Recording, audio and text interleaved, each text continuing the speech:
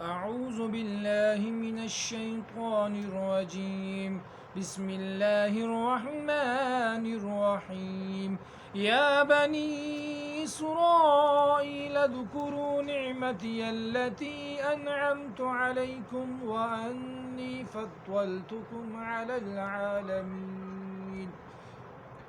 اے یعقوب کی اولاد، یاد کرو میرا وہ احسان جو میں نے تم پر کیا، اور یہ کہ میں نے تمہیں اس سارے زمانے پر فضیلت عطا فرمائی. یا بنی، اے بیٹے اولاد اسرائیل، اذکرو یعقوب، یاد کرو نعمتی التی، میری نعمت احسان جو انعمت میں نے انعام کیا، علیکم تم پر، وانی بے شک میں نے فضلتکم فضیلت دی تمہیں، علی العالمین پر سارے جہاں. واتقوا يوما لا تجزي نفس عن نفس شيئا ولا يقبل منها شفاعة ولا يؤخذ منها عدل ولا هم ينصرون. اور اس دن سے ڈرو جس دن کوئی جان کسی دوسرے کی طرف سے بدلہ نہ دے گی، اور نہ کوئی سفارش مانی جائے گی، اور نہ اس سے کوئی معاوضہ لیا جائے گا، اور نہ ان کی مدد کی جائے گی. واتقو، اور ڈرو، یوم اللہ دن سے، تجزی بدلہ نہ دے، نفسن کوئی جان، عن نفسن کسی جان سے، شیئن کچھ، ولا یقبل اور نہیں قبول کی جائے گی، منہا اس سے، شفاعتوں شفاعت سفارش، ولا یوخذ اور نہیں لیا جائے گا، منہا اس سے، عدلوں بدلہ معاوضہ، ولا ہم اور نہ وہ، ینصرون مدد کیے جائیں. وَإِذْ نَجَّيْنَاكُمْ مِنْ آلِ فِرْعَوْنَ يَسُومُونَكُمْ سُوءَ الْعَذَابِ يذبحون أبناءكم ويستحيون نساءكم وفي ذلكم بلاء من ربكم عظيم.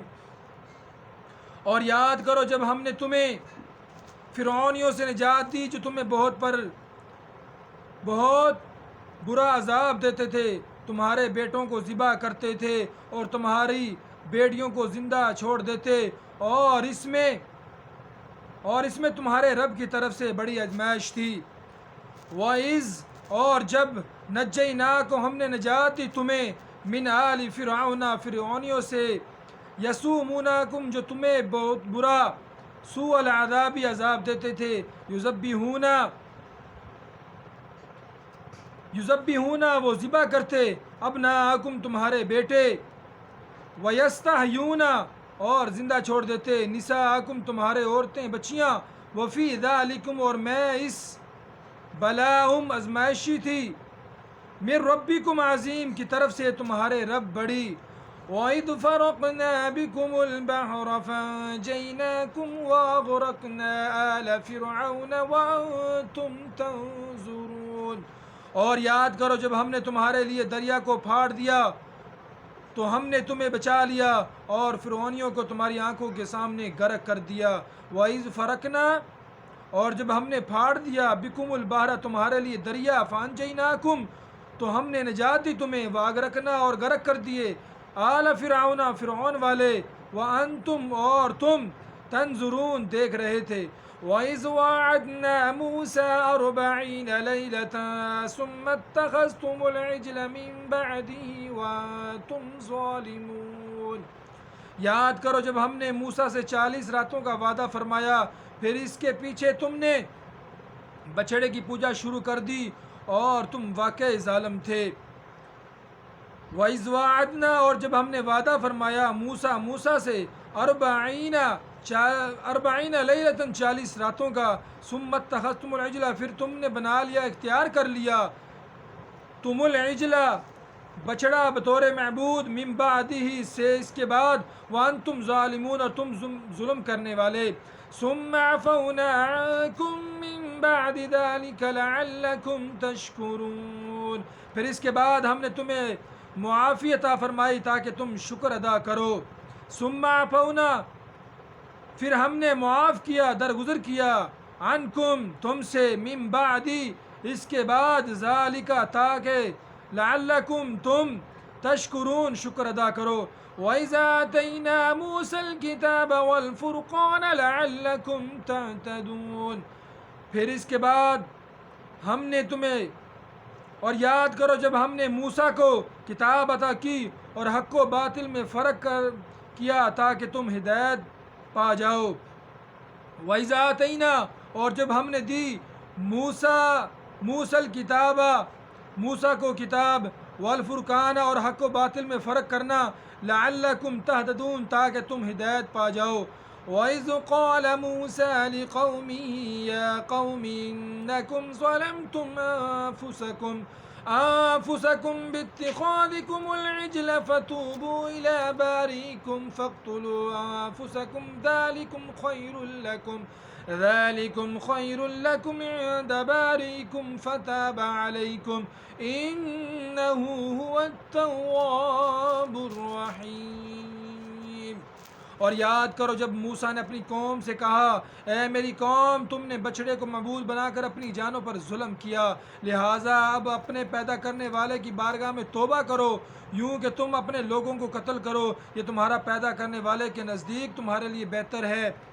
تو اس نے تمہاری توبہ قبول کی بے شک وہی بہت توبہ قبول کرنے والا ہے وَإِذْ قَالَ مُوسَى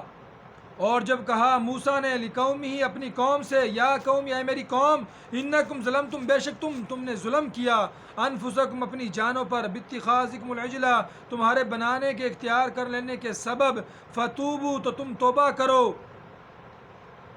الی بارئکم اپنے پیدا کرنے والے فقتلوا پس تم قتل کرو انفسکم اپنی جانیں اپنے لوگ ذالکم یہ بہتر ہے خیر لکم تمہارے لیے عند بارئکم نزدیک تمہیں پیدا کرنے والے فتاب علیکم تو اس نے توبہ قبول کی تمہاری انہو بے شک وہ هو التواب الرحیم بہت توبہ قبول کرنے والا مہربان آئیے اب انشاءاللہ عز و جل اس کی تفسیر سنتے ہیں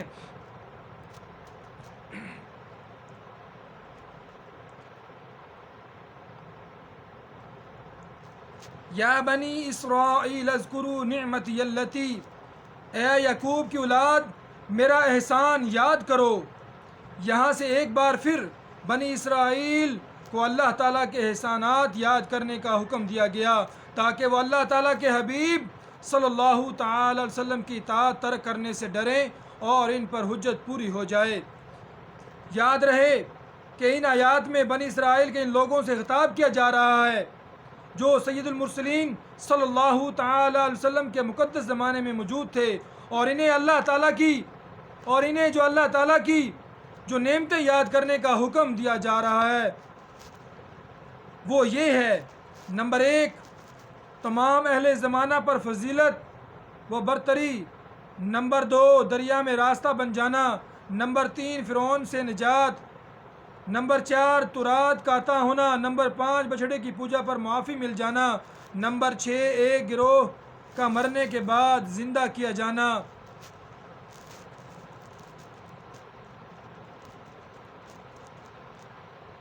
نمبر 7 بادلوں سے سایہ ملنا نمبر 8 من سلوہ کے نازل ہونا نمبر 9 پانی کے 12 چشمے جاری ہو جانا اور نمبر 10 زمینی اناج عطا کیا جانا وغیرہ یہ تمام نعمتیں ان کے آباء و اجداد کو عطا کی گئی تھی اور چونکہ یہ نعمت آباء و اجداد کو ملی ہو ان کی اولاد کے حق میں بھی نعمت ہوتی ہے اس لیے ان سے فرمایا جا رہا ہے کہ اے یعقوب کی اولاد میرا وہ احسان یاد کرو جو میں نے تم پر کیا اور میرے حبیب صلی اللہ علیہ وسلم کی پیروی کر کے اور ان کے دین میں داخل ہو کر میری ان نعمتوں کا شکر ادا کرو بنی اسرائیل کی نعمتوں کو سامنے رکھ کر امت محمدیہ پر ہونے والے انعامات کو شمار کرے تو ہم سمجھ سکتے ہیں کہ شکر گزاری کا تقاضا ہم سے کس قدر مطلوب ہے انی فضلتکم علی العالمین میں نے تمہیں تمام جہان والوں پر فضیلت عطا فرمائی اس سے مراد ہے کہ بنی اسرائیل کو ان کے زمانہ میں تمام لوگوں پر فضیلت عطا کی گئی اور جب حضور نبی کریم صلی اللہ علیہ وسلم کی آمد ہوئی تو یہ فضیلت آپ صلی اللہ علیہ وسلم کی امت کی طرف منتقل ہو گئی، اور اللہ تعالیٰ نے اپنے حبیب صلی اللہ علیہ وسلم کی امت کو سب امتوں سے افضل بنا دیا، جیسا کہ ارشاد ہوتا ہے کنتم خیر امت اخرجت للناس، اے مسلمانوں تم بہترین امت ہو جو لوگوں کی ہدایت کے لیے ظاہر کی گئی۔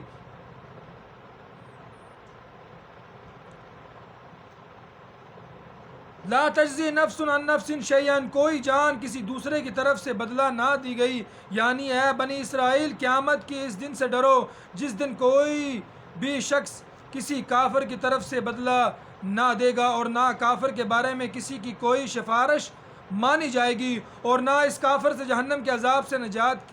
کے بدلے کوئی معاوضہ لیا جائے گا، اور نہ ان کفار سے اللہ تعالیٰ کا عذاب دور کر کے ان کی مدد کی جائے گی۔ اس سے معلوم ہوا کہ قیامت کے دن نہ کوئی کافر نفع پہنچا سکے گا، اور نہ کوئی مسلمان۔ اس دن شفاعت صرف مسلمان کے لیے ہوگی، جیسا کہ دیگر آیات میں۔ یہ بات یاد رکھنی چاہیے کہ شفاعت کی امید پر گناہ کرنے والا ایسا ہی ہے جیسے اچھے ڈاکٹر کے مل جانے کی امید پر کوئی زہر کھا لے، یا ہڈیوں کے ماہر ڈاکٹر کے ملنے کی امید پر گاڑی کے نیچے آ کر سارے بدن کی ہڈیاں توڑ ڈالے۔ وَإِذْ نَجَّيْنَاكُمْ مِنْ آلِ فِرْعَوْنَ، اور جب ہم نے تمہیں فرعونیوں سے نجات دی۔ اس سے پہلی آیات میں بنی اسرائیل پر کی گئی نعمتوں کا جمالی طور پر ذکر ہوا، اور اب یہاں سے ان نعمتوں کو تفصیل کے ساتھ بیان کیا جا رہا ہے۔ چنانچہ ارشاد ہوا کہ اے بنی اسرائیل میری وہ نعمت یاد کرو کہ جب ہم نے تمہیں فرعون کی پیروی کرنے والوں سے نجات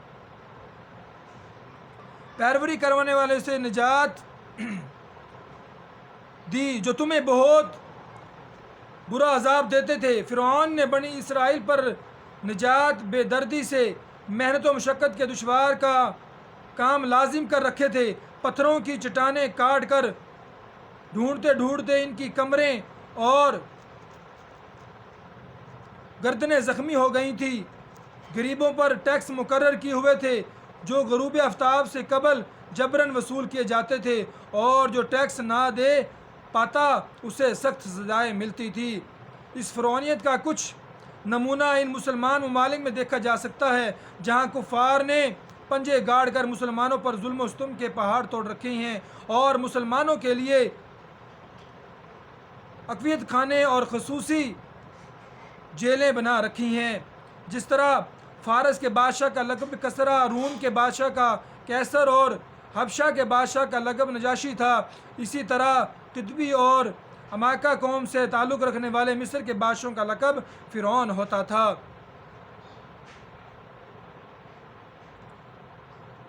وَإِذْ فَرَقْنَا بِكُمُ الْبَحْرَ فَأَنْجَيْنَاكُمْ، اور جب ہم نے تمہارے لیے دریا پھاڑ دیا۔ یہ دوسری نعمت کا بیان ہے جو بنی اسرائیل پر فرمائی کہ انہیں فرعونیوں کے ظلم و ستم سے نجات دی، اور فرعون کو اس کی قوم سمیت ان کے سامنے غرق کر دیا، جس کا مختصر واقعہ ان کی جستجو میں ایک بھاری لشکر لے کر نکلا اور انہیں دریا کے کنارے پر پا لیا۔ بنی اسرائیل کے فرعون کے لشکر کو دیکھ کر حضرت موسیٰ علیہ السلام نے فریاد کی۔ آپ علیہ السلام نے اللہ تعالیٰ کے حکم سے دریا پر اپنا عصا مارا، اس کی برکت سے عین دریا میں 12 خشک رستے پیدا ہوئے، اور پانی دیواروں کی طرح کھڑا ہو گیا، اور ان آبی دیواروں پر جالی کی مثل روشندان بن گئے۔ بنی اسرائیل کی ہر جماعت ان راستوں میں ایک دوسرے کو دیکھتی اور ہم باتیں کرتی گزر گئی۔ فرعون بھی اپنے لشکر سمیت ان دریائی راستوں میں داخل ہو گیا، لیکن جب ان کا تمام لشکر دریا کے اندر آ گیا تو دریا اپنی اصلی حالت پر آیا اور تمام فرعونی اس میں غرق ہو گئے، اور بنی اسرائیل کے دریا کے کنارے فرعونیوں کے غرق کا منظر دیکھ رہے تھے۔ فرعونیوں کا غرق ہونا محرم کی 10ویں تاریخ کو ہوا۔ حضرت موسیٰ علیہ السلام نے اس دن شکر کا روزہ رکھا۔ صحیح بخاری اور صحیح مسلم میں ہے، حضرت عبداللہ بن عباس رضی اللہ تعالیٰ عنہما فرماتے ہیں جب حضور پر نور صلی اللہ تعالیٰ علیہ وسلم مدینہ منورہ تشریف لائے تو آپ نے دیکھا کہ یہودی عاشوراء کے دن روزہ رکھتے ہیں۔ آپ صلی اللہ علیہ وسلم نے ارشاد فرمایا یہ کیا ہے؟ یہودیوں نے عرض کی یہ نیک دن ہے، یہ وہ دن ہے جس میں اللہ تعالیٰ نے بنی اسرائیل کو ان کے دشمن سے نجات دی۔ تو تو حضرت موسیٰ علیہ السلام نے اس دن پر روزہ رکھا تھا۔ رسول کریم صلی اللہ علیہ وسلم نے ارشاد فرمایا تمہاری نسبت موسیٰ سے میرا تعلق زیادہ ہے، چنانچہ آپ صلی اللہ علیہ وسلم نے اس دن روزہ رکھا اور اس دن روزہ رکھنے کا حکم ارشاد فرمایا۔ البتہ صرف 10 محرم کا روزہ نہ رکھا جائے بلکہ اس کے ساتھ آگے یا پیچھے ایک روزہ ملایا جائے، جیسا کہ حضرت عبداللہ بن عباس رضی اللہ تعالیٰ عنہ سے مروی ہے کہ رسول اللہ صلی اللہ علیہ وسلم نے ارشاد فرمایا عاشوراء کے دن کا روزہ رکھو اور اس میں یہودیوں کی مخالفت کرو، عاشوراء کے دن سے پہلے یا بعد میں ایک دن کا روزہ رکھو۔ وَإِذْ وَعَدْنَا مُوسَىٰ 40 لَيْلَةً جب ہم نے موسیٰ سے 40 راتوں کا وعدہ فرمایا، اس آیت میں اور اس کے بعد والی آیت میں بنی اسرائیل پر کی گئی جو نعمت بیان ہوئی، اس کا خلاصہ یہ ہے کہ فرعون اور فرعونیوں کی ہلاکت کے بعد جب حضرت موسیٰ علیہ السلام بنی اسرائیل کو لے کر مصر کی طرف لوٹے تو ان کی درخواست پر اللہ تعالیٰ نے توریت عطا فرمانے کا وعدہ فرمایا اور اس کے لیے 30 دن اور پھر 10 دن کا اضافہ کر کے 40 دن کی مدت مقرر ہوئی، جیسا کہ سورہ اعراف آیت نمبر 142 میں ہے۔ ان 40 راتوں میں ذوالقعدہ کا پورا مہینہ اور 10 دن ذوالحجہ کے شامل تھے۔ حضرت موسیٰ علیہ السلام اپنی قوم پر حضرت ہارون علیہ السلام کو اپنا نائب بنا کر توریت حاصل کرنے کو بطور کوہ طور پر تشریف لے گئے۔ 40 دن رات وہاں ٹھہرے اور اس عرصہ سے کسی سے بات چیت نہ کی۔ اللہ تعالیٰ نے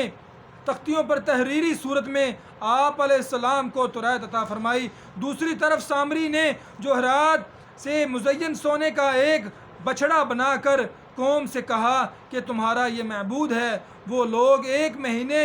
حضرت موسیٰ علیہ السلام کا انتظار کرنے کے بعد سامری کے بہکانے سے بچھڑے کی پوجا کرنے لگے۔ ان پوجا کرنے والوں میں تمام بنی اسرائیل شامل تھے، صرف حضرت ہارون علیہ السلام اور آپ کے 12,000 ساتھی اس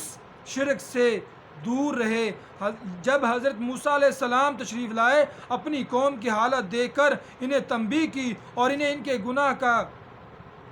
کا کفارہ بتایا۔ چنانچہ جب انہوں نے حضرت موسیٰ علیہ السلام کے بتائے ہوئے طریقے کے مطابق توبہ کی، اللہ تعالیٰ نے انہیں معاف کر دیا۔ انہیں مرتد ہونے والوں کی توبہ کا بیان آیت نمبر 53 کے بعد آ رہا ہے۔ وَإِذْ آتَيْنَا مُوسَى الْكِتَابَ الفرقان، فرق کرنا، فرقان کے کئی معنی کیے گئے ہیں۔ فرقان سے مراد بھی توریت ہی ہے۔ کفر و ایمان میں فرق کرنے والے معجزات جیسے عصا اور بیت وغیرہ، حلال و حرام میں فرق کرنے والی شریعت مراد ہے۔